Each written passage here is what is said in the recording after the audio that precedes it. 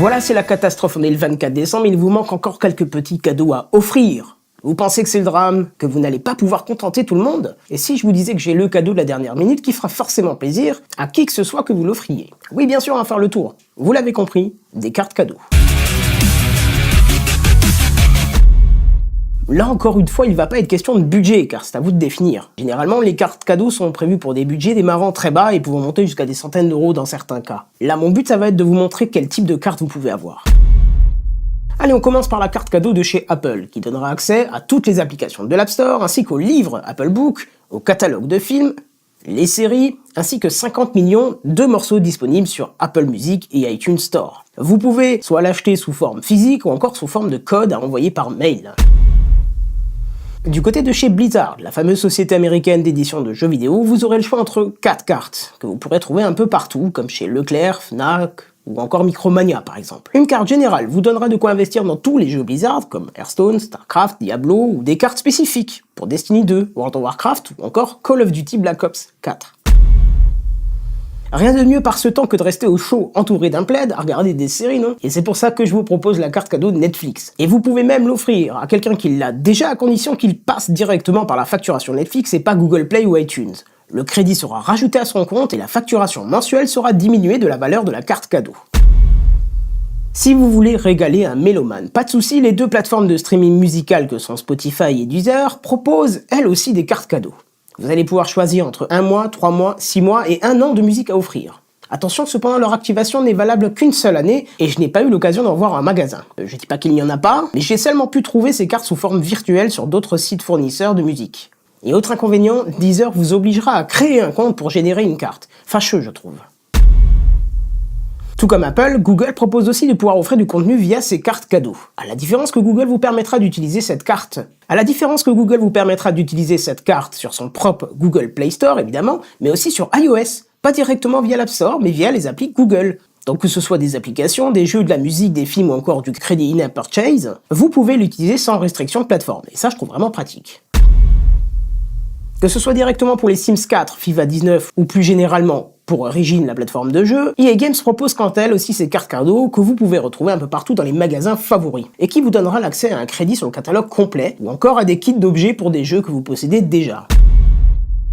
Nintendo de son côté est très content d'avoir pu, grâce à la Switch, faire revivre la marque dans les yeux des enfants et des adultes, a choisi la simplicité avec sa Nintendo Card eShop qui augmentera tout simplement les fonds disponibles sur votre compte Nintendo et que vous pouvez utiliser comme bon vous semble sur tout le catalogue.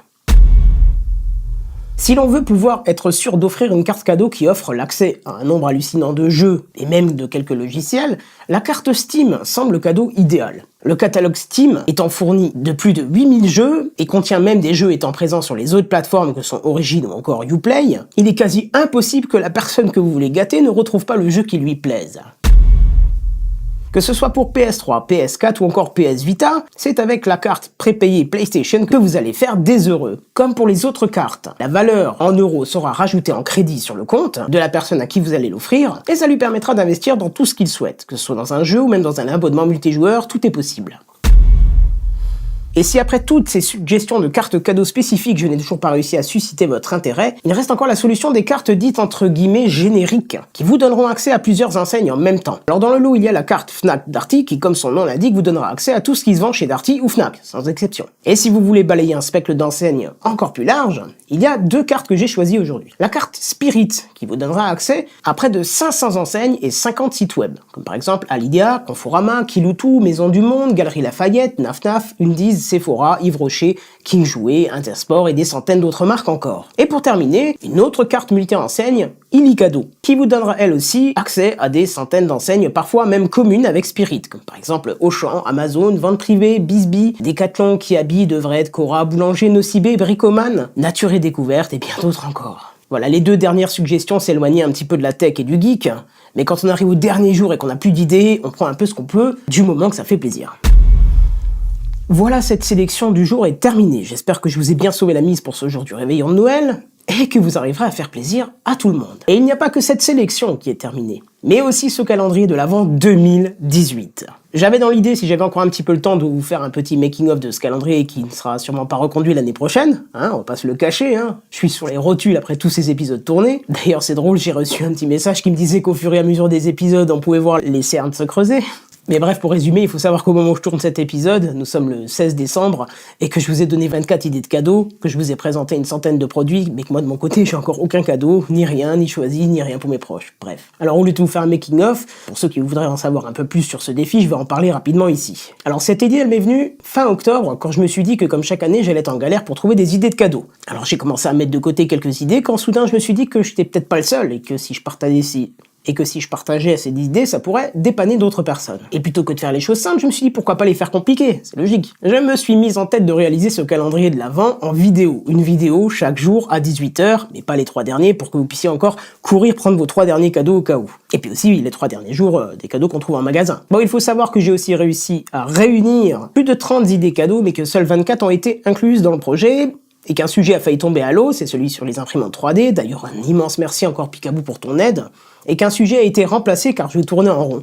C'était un sujet sur les robots aspirateurs, tourner en rond sur un sujet comme ça c'est plutôt drôle. Mais ce sujet a été remplacé grâce à 7DD que je remercie aussi, par les nano-ordinateurs. Pour que vous vous rendiez compte quand même du sérieux que j'ai mis dans le défi, sachez que plus de 300 articles ont été étudiés, et seule la centaine que vous avez pu voir ont été gardés. En moyenne, un épisode m'a pris 10 heures à réaliser du début à la fin, c'est-à-dire entre 4 et 6 heures pour le choix des produits, l'étude dans le détail de ceux-ci. Pour tous ceux que je n'ai jamais eu entre les mains, j'ai décortiqué des dizaines et des dizaines d'articles, regardé des dizaines et des dizaines de vidéos de présentations, de tests, lu des centaines de commentaires pour être sûr de vous pas vous conseiller quelque chose de nul, quoi. Et puis dans ces heures, j'ai aussi passé un temps astronomique à écrire tout le texte des vidéos. Car oui, tout est écrit. J'en ai besoin, c'est comme ça. Même là, c'est écrit ce que je dis. Le tournage en lui-même est en moyenne d'une demi-heure par épisode, et le dérushage, montage, ajout des photos, des vidéos, des synthés, des animations, etc., ça m'a pris 5 heures en moyenne par épisode. Le projet dépasse les 200 gigaoctets de données, et le temps que j'y ai passé dessus doit avoisiner à peu près les 250 heures. Alors suite à ça, je crois que je peux bien me permettre pour terminer cette vidéo de vous rappeler de penser à vous abonner. Si vous me découvrez par ce calendrier de l'Avent,